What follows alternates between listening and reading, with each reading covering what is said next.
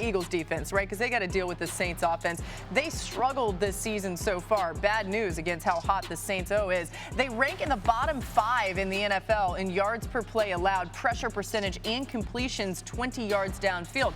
The Saints have averaged the most yards per play in the league, and they have multiple touchdowns of 40-plus air yards. Mina, how would you expect the Saints offense to attack this Philly defense on Sunday? Laura, this is not a good matchup for Philadelphia, and something that I think that New Orleans will lean into, that they've been leaning into, is their 21 personnel. So the Saints have a fullback on their roster. His name is Adam Prentice, and he's actually been on the team for several years. You might not know that, however, because over the last 3 years, he's never had more than 125 snaps in a season.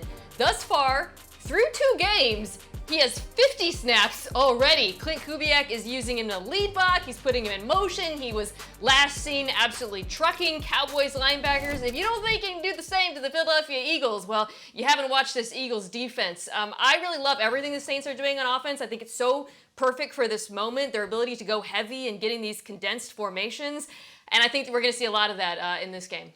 Yeah, Saints are going to run for 150 yards this weekend. That's exactly what Atlanta did last weekend to them, or Monday night, and it's the same exact zone scheme that is going to be on full display against the Saints. The goal, they're going to cut this defense in half, and front side, double team and push, and then backside, cut the backside. Right when that cut happens, the back puts his foot in the ground. Look at the double team push, that defensive tackle into the linebackers. Ooh. There's an 8-yard chunk.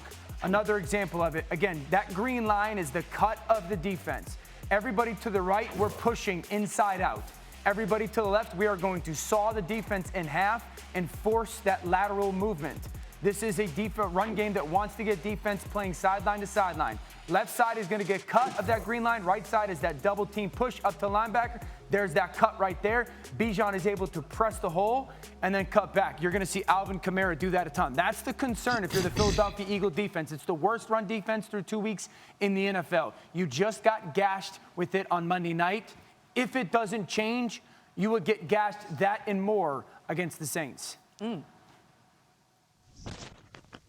that a spider right? Y'all know what that mean? I don't know. That mean if I don't see a bear front played by the Philadelphia Eagles, you are absolutely right, Dan Orlovsky. You are absolutely right. And here's the thing, man. We can take you.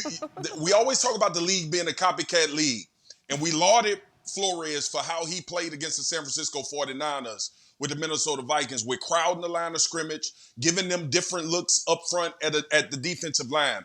If Philly has any chance, it's going to have to be a part of a scheme change. And I know Vic Fangio, he's stubborn. He likes the way he does things. But I think this team needs help in the backside. When you just talked about sawing in half, well, you know what takes that away? By being in the gap, by alignment. Okay. And I want to see if they try to deploy that. It's hard to play. It's a hard adjustment. It's a hard offense to play against. But at least you give them issues when you have a bear front. That means 3 techniques and a guy over the center.